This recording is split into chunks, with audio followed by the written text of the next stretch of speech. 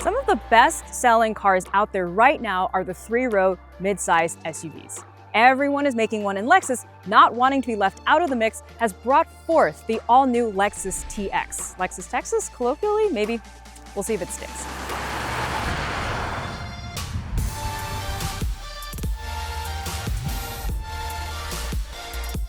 This actually also isn't the first time Lexus has made a three-row crossover. That title goes to the three-row Lexus RX, which is kind of a dud, so Lexus quietly got rid of it, gave us this TX. The TX is based on the Toyota Grand Highlander, which we have driven, which we have loved. It is a wonderful car, so it's that, but with all the Lexus fit and finish. You also get a variety of powertrains, which means more choice. So on my right here is the 350 luxury all-wheel drive. Here in the middle is the 500h F-Sport Performance luxury all-wheel drive, and all the way on my left here is the 550h Plus luxury all-wheel drive. So we're gonna take all three out, give them a spin, and then by the end of this video, hopefully you can pick a favorite. This is the face and body of the new TX, which is to say the eventuality of the spindle grille. And considering the, we'll say, more outrageous design of Lexus cars as of late, this one leans a little more conservative, a little more middle of the road. There's nothing quite super outrageous on it. It is boxy shape, which means it will likely age pretty well, and you get two wheel choices, 20-inch or 22-inch, depending on trim. The front seat of the Lexus TX is pretty standard Lexus fare. You get your big digital screen, big digital information cluster with Lexus' latest UI system. Unfortunately, that does mean that for climate controls, you have to interact with a touchscreen. Yeah, you get dials to change the temperature, and there is a volume knob, and below that there are hard buttons for the fan directional, but if you want to do anything more complicated like turn on the ventilated seats on a hot day like today, it will be a touchscreen thing. However, there are other creature comforts up here, such as big cup holders, nice storage in here, and this conveniently located wireless charging pad. Charge all the devices in your life. Because this is the F-Sport, you get the F-Sport steering wheel and the F-Sport seats, which are a little more buckety, a little sportier than the rest of the Lexus lineup.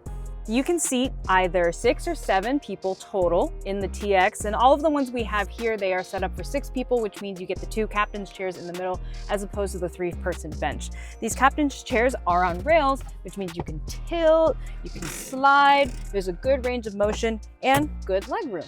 In addition to that, you have a lot of storage space. You get your own cup holders, as well as, in this trim at least, your own rear seat climate control. That includes heated and cooled seats.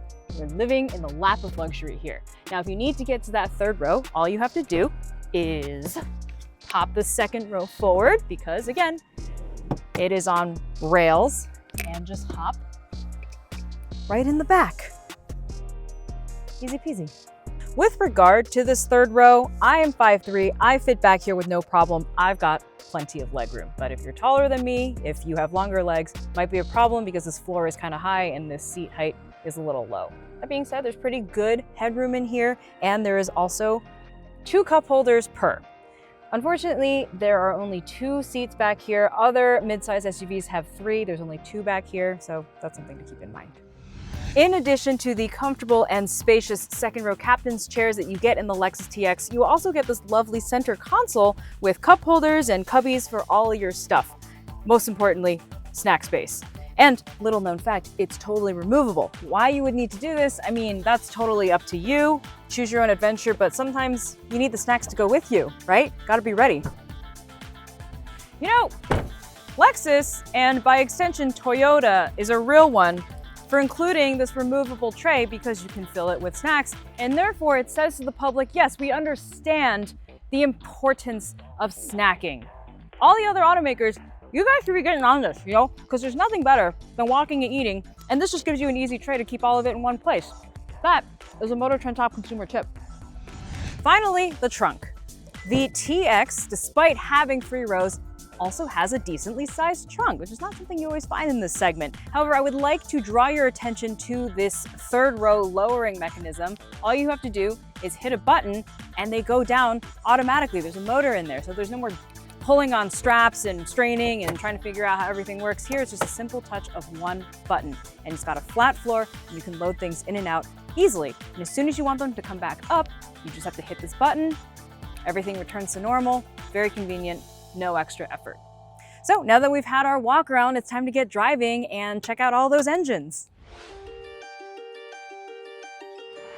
Right, so the Lexus Texas 350. This is the base engine, 275 horsepower, turbo, no hybrid components whatsoever.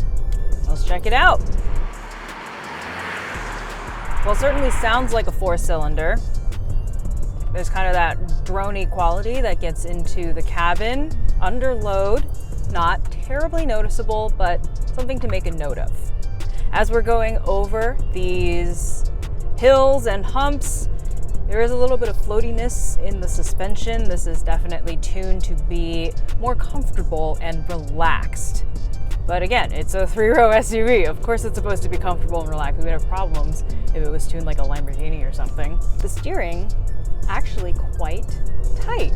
You know, so often with these SUVs, it's so vague and really hard to point the nose of the car. There's no problem with that here. It's pretty good. I will say the power is a little bit lacking. We are leaning into the pedal heavily to get ourselves up these hills at speed. We just went over a little bit of a bumpy area there. The suspension could ride a little softer for how big this vehicle is, for how luxury positioned it is. That's something to be aware of. One thing I would like to note, this particular car is outfitted with the white leather trim. I can't really recommend white leather anywhere. I mean, from sofas to cars. It looks good in the staging photos. It really does. On Instagram, like, oh wow, white furniture, white upholstery. In practice, impossible to keep clean. Impossible. Everything shows up on it. You have to be precious about it. Just do yourself a favor, don't get the white leather. Here on these twisties, there is some evidence of body roll. We are in a big vehicle. We are moving a lot of mass. We are pretty high up, and we're gonna lean like we are. So maybe on those highway on and off ramps, take it a little easy. Brake pedal is pretty progressive. Brake's a little squishy. I think for something this big and wallowy, I'd like a little more braking feedback, but it's definitely not something that will ruin the experience for you. Riding over here like this, going around 50, 60 miles an hour, it is pretty quiet in the cabin, except for that engine drone. However, out of everybody who buys this car, I'm sort of thinking they're gonna go for the hybrid engine. You get a little better gas mileage there, a little extra power. This one is straining, this unit is straining just a bit, moving this big heavy body along. All told, this package will set you back just about $69,000. So yeah, okay. TX 350, got it. Let's hop out and get in that 500H, see what it's about. All right, we are out in the 500H version of the TX now. This is the F Sport, which means it has a little more performance stuff. So in addition to these F Sport seats, we have F Sport suspension tuning, dynamic rear steering, and performance dampers.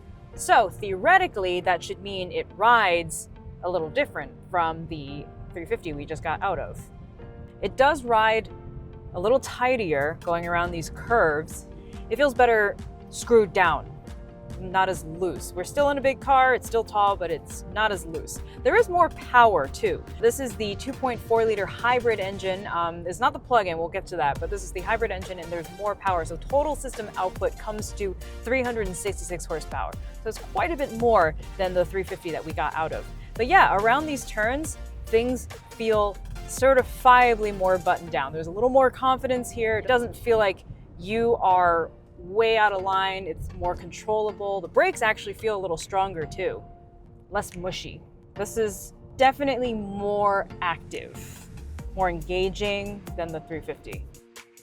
The steering is about the same.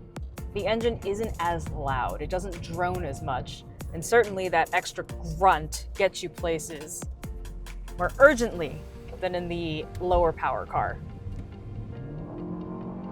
You can still hear it. It's not as prevalent, we'll say. not as droning into the cabin as before. This one feels more Lexus-y than the other one. The 350 is nice, the fit and finish is good, but once you get into it, it feels a little loose, a little flowy in the corners. The engine is loud, it's kind of crude. That one feels more like a Toyota. This one feels like a Lexus. It's quieter, it is better put together. Everything feels just a little tighter, a little more finely assembled.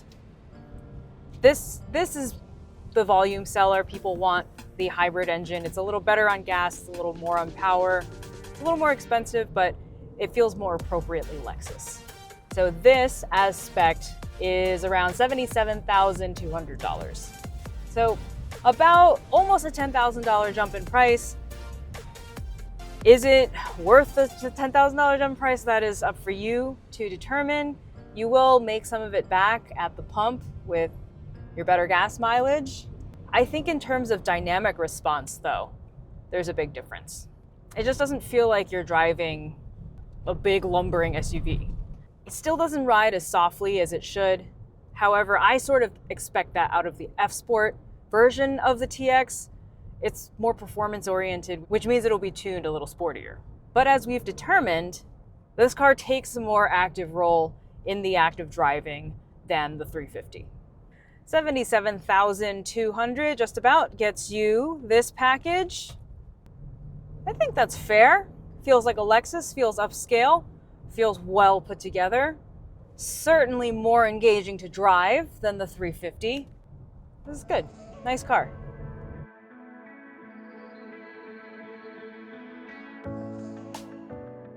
And last but most certainly not least, the Lexus TX 550h Plus. Sitting pretty at the top of the hierarchy, this is the most powerful TX you can buy. There's a 3.5 liter V6 plug-in hybrid that makes a total system output of 404 horsepower and produces up to 33 miles of all-electric driving.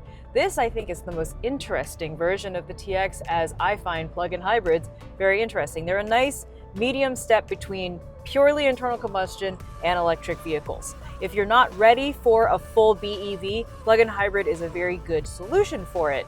I mean, yes, they're heavier, they're a little more complex, but you do get that all-electric range. In this case, not bad. I mean, it's 33 miles. If you really take into account how long your daily commute is, you can fit it into your life. I mean, like, why not, you know? Keep the tank of gas in there for whatever long-distance trips you need to take, but for the shorter commutes, just rely on the battery. It's a great solution. Driving in here now, I'm hearing the engine switch between battery and a combination. It is very smooth. It's quiet. That handoff, very, very seamless. It definitely feels heavier as there are more components at play here. However, the weight feels like it's more concentrated on the bottom of the car, and it feels less top heavy than the other two TX models that we've tried out today. This one doesn't feel as dynamic as the F-Sport one, the 500h F-Sport. That one for sure feels way more buttoned down. This one's a little looser and it's heavier, which obviously is the case because it's a plug-in hybrid. There's more just stuff that you're bringing around. As a commuter though, things are gonna be nice and smooth. The steering is still heavy and provides good feedback. That's probably the biggest surprise of today, is there's actually decent steering here. The brakes too are pretty good. Sometimes when you drive a hybrid, there's a very discernible change between friction brakes and regenerative brakes. This is blended very smoothly. I mean, it is a Toyota product, and Toyota has been at this whole hybrid thing for, geez, decades at this point. So it's like, yeah, I mean, if anyone's gonna be good at building a hybrid car, it's this company. Things are nice and quiet in the cabin owing to that electric propulsion. The ride is a little wallowy in this one. Feels more relaxed than the F-Sport, more comfort oriented. I like it, I'm enjoying myself. It's 400 horsepower, but it's not an eager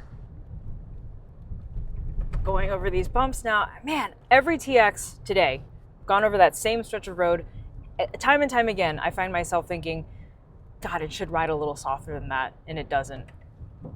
So that just seems to be an endemic TX problem. Rides a little harsher. And even though it's 404 horsepower, which sounds like a lot on paper, it's not an alert sports car 404 horsepower. It's a power that gets you moving, gets you places. Not terribly exciting. That's another consistency that I found across all of the TXs. They're not the most exciting to drive. I mean, we don't expect them to be. They are 3-row SUVs, but if you were thinking the off chance that maybe you could get away with some performance driving in this car, I don't think that will be the case. It trades the sportiness for something that is comfortable and very, very daily livable. Out of all of the TXs today, I gotta say this plug-in hybrid 550h Plus, this one's my favorite.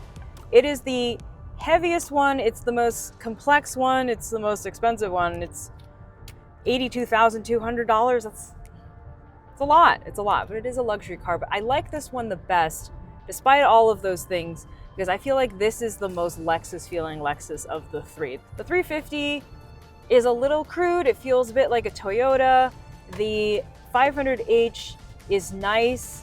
However, with all of the sports stuff on it, I feel like it's trying to be a sports car when it really doesn't have to feel like a sports car. I mean, nobody really wanted it to be. Are people wanting this car to be sporty? Certainly not me.